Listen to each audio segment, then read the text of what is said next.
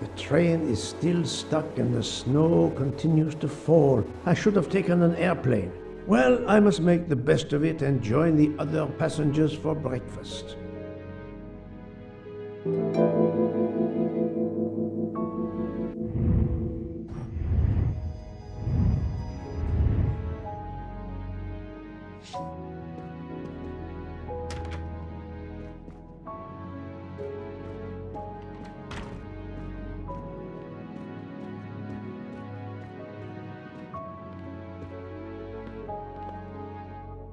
Good morning, Monsieur Michel. Good morning, sir. Please enjoy our special breakfast in our restaurant.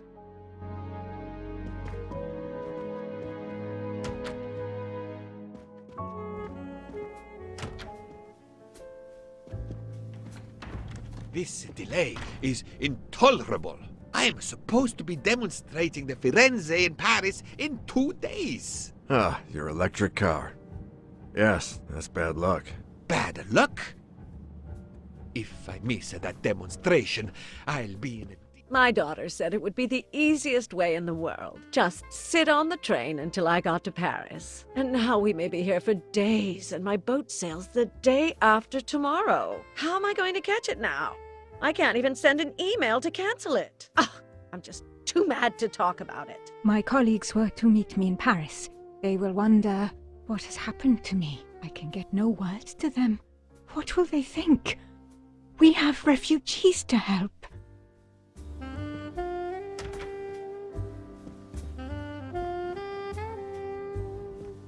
Good morning, madam. The snow is a predicament, is it not? I am Russian. Snow is no stranger to me.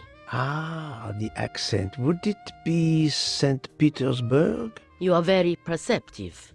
Monsieur Poirot, is it not? And may I take it I have the honor of addressing Princess Natalia Dragomirov? We dispense with the old titles these days. My husband, all of my past, was taken from me by these Stalinists. When they were gone, I became director of the St. Petersburg Museum of Antiquities to restore and preserve what I can of my country's history. Still, the delay must be vexing. If I must be late for my appointments, then they will wait.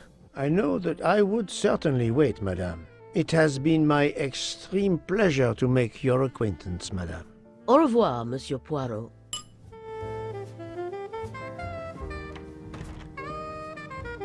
Good morning, Mr. Fauché. You have early customers, I see. Yes, I am stuck serving here as well at breakfast. Everyone is impatient. They keep complaining that the train is not moving. As if I could get out and push it. It's too early for me to order a boxcar. That is the appropriate drink, I believe. A gin triple sec, lemon and grenadine mix.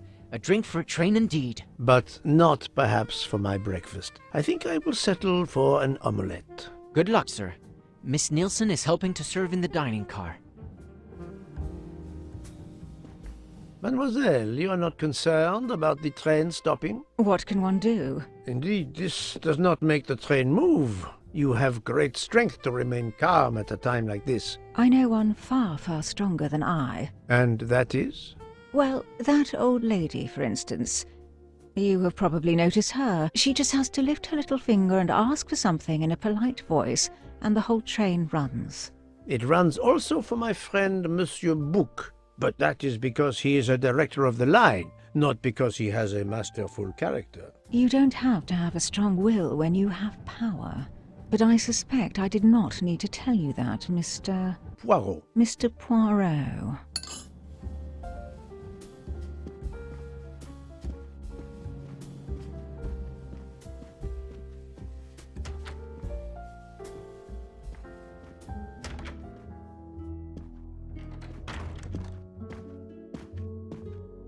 How long are we expected to be stranded here? It won't do much good complaining to me. That fellow there with the moustache, he may know something.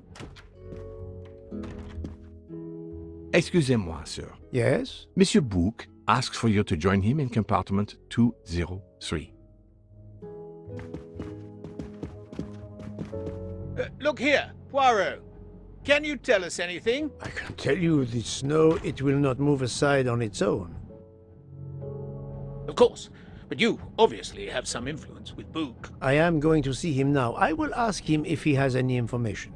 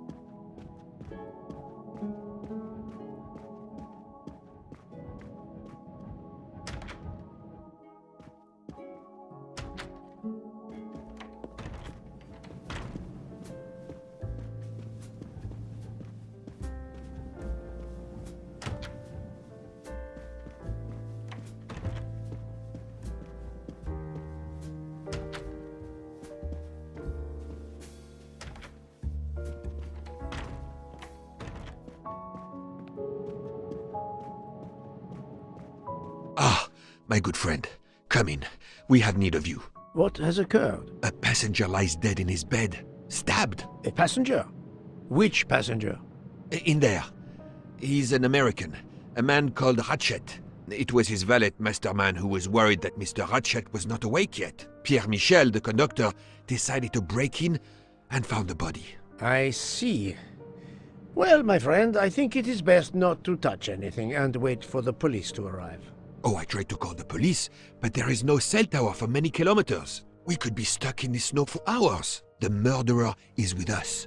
On the train, now! The sooner we catch him, the sooner we'll be out of danger. Dr. Constantine is already examining the body. Mon ami, this is not a missing train ticket. We must follow procedure. We must wait for the police to secure the crime scene. Please, Poirot. I will take full responsibility. Book, you ask. Well, if we cannot contact the outside world, then... Oh, you are going to drive me crazy. In truth, this problem intrigues me. I was reflecting not half an hour ago that many hours of boredom lay ahead whilst we are stuck here. And now, a problem lies ready to my hand. You accept, then? C'est entendu. You place the matter in my hands.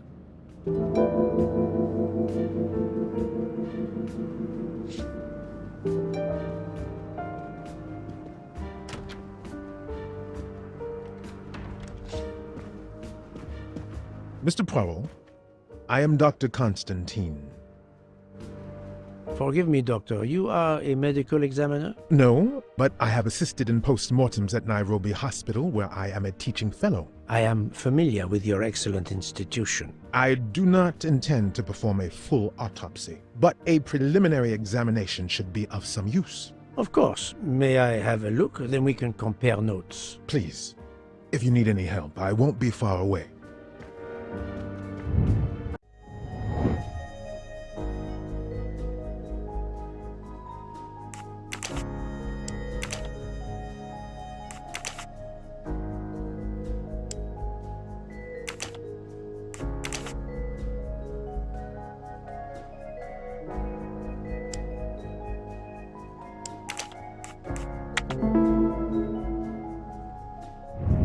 I'm right again. That happens to me a lot.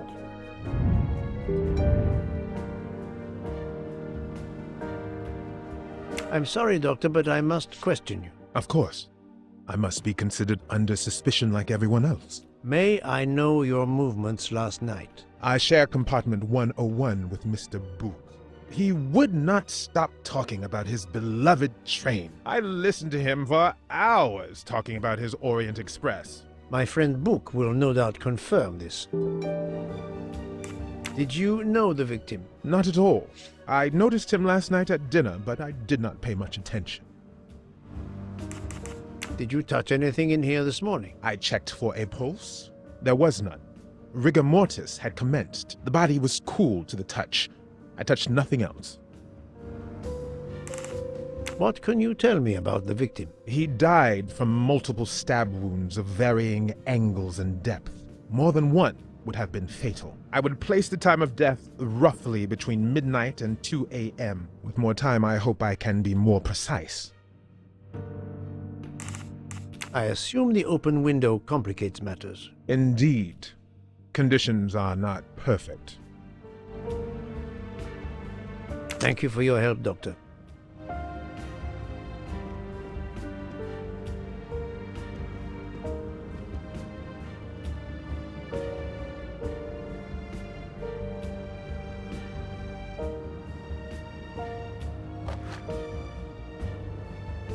I'm sure I will find some interesting things inside.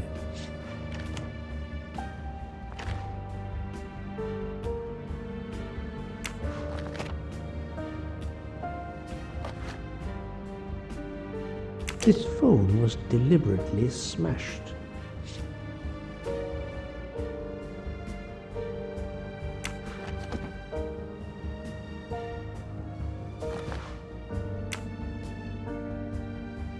Last night, Monsieur Ratchet said he takes precautions. I see now what he meant. He knew he was in danger and wanted to be ready, yet it was no use to him. I will leave it here for the police.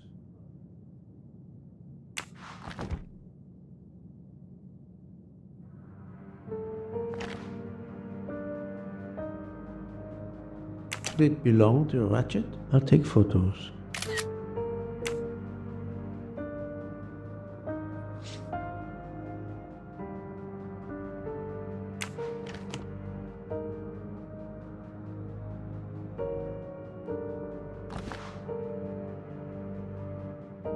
A handkerchief. There's a letter H embroidered on it.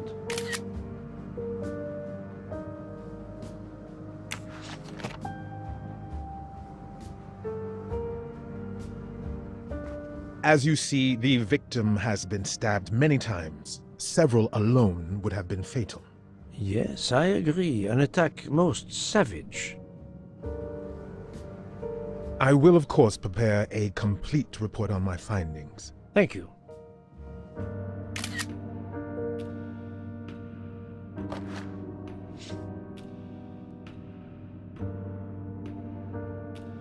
The watch is broken. The hands are stopped at 1:15 a.m. One would expect that to be the time when the attack occurred.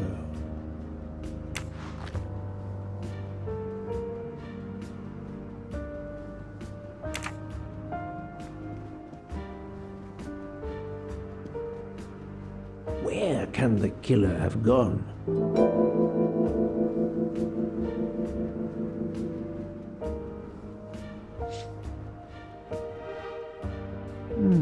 The snow is falling only lightly this morning. The murderer would have left tracks in the snow if he had jumped out the window.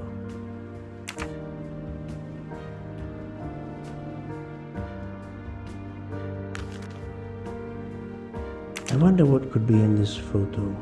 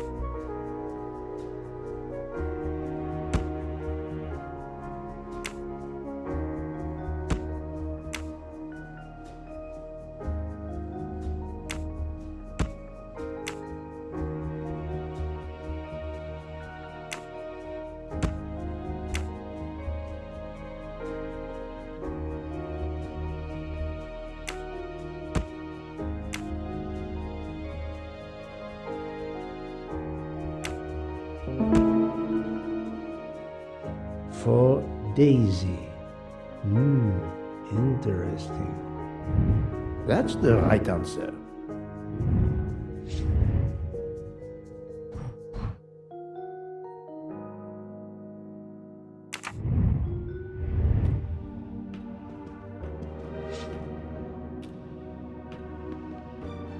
This door communicates with compartment 204. The latch is open on this side.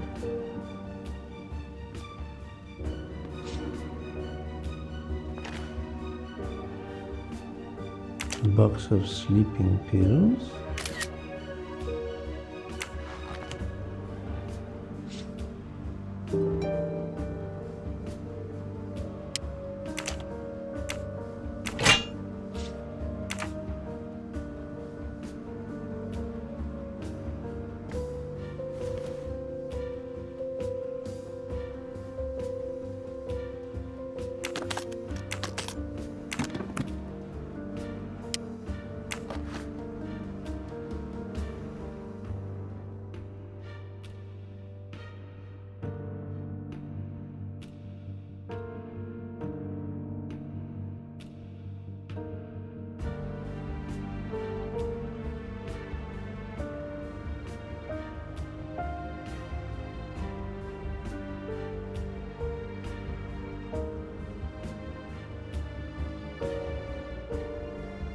Not exactly the reading material one would expect of a man like Ratchet.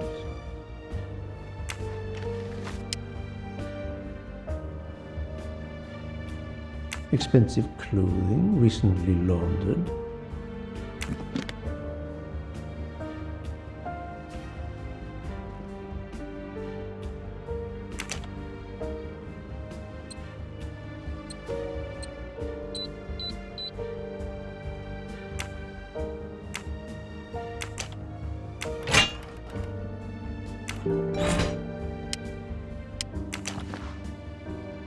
Not very surprising.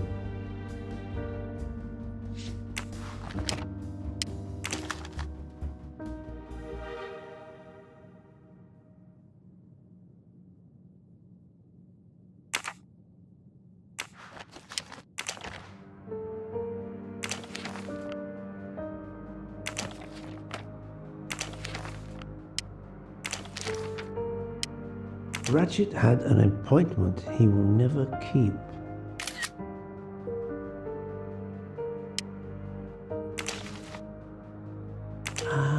A meeting place on the back of a postcard. Someone with the initials A.W.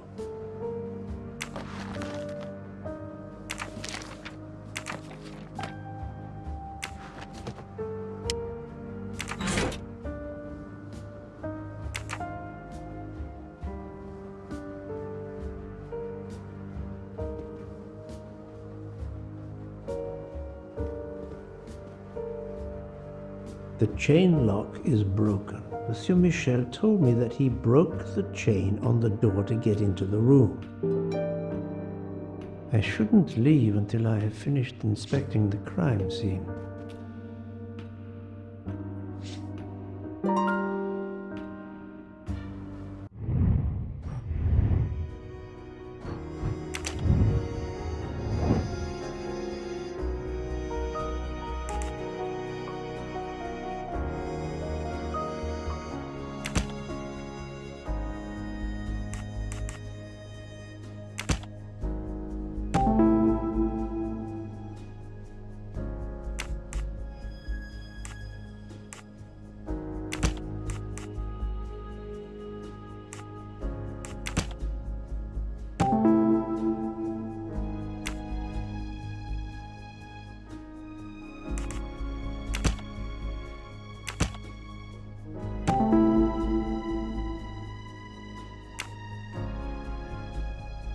So, the murderer must have exited through Madame Hubbard's room.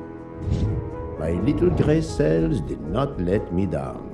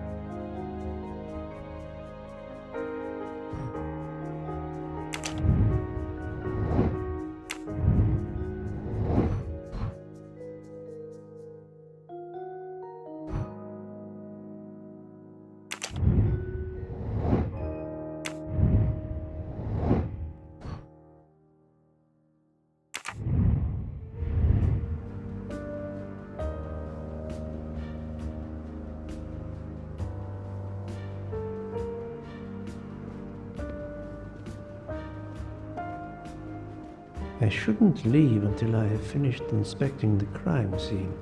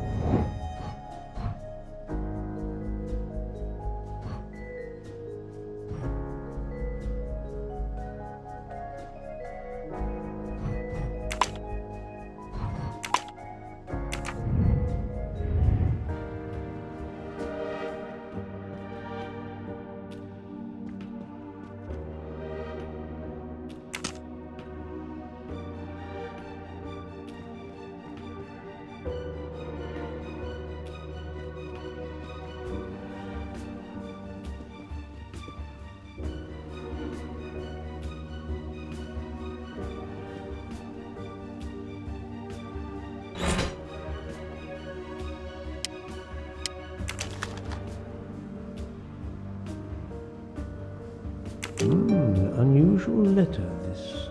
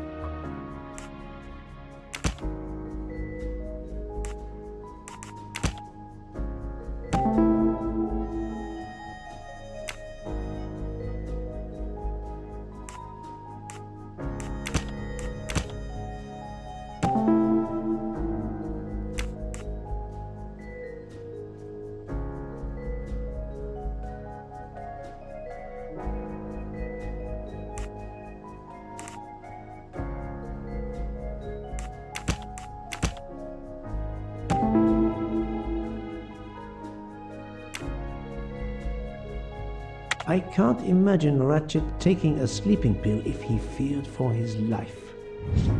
That was easy.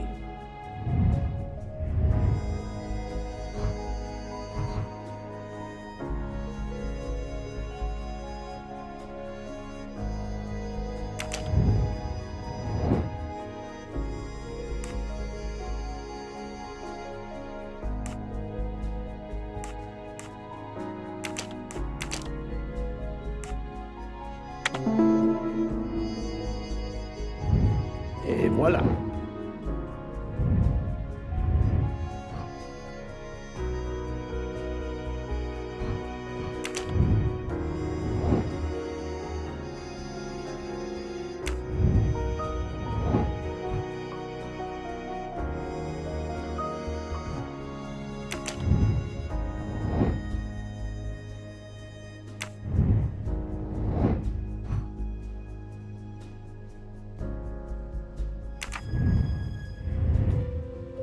I think I've seen everything I need at the moment. I'm counting on you to finish your analysis. I'll have a more detailed report for you as soon as I can.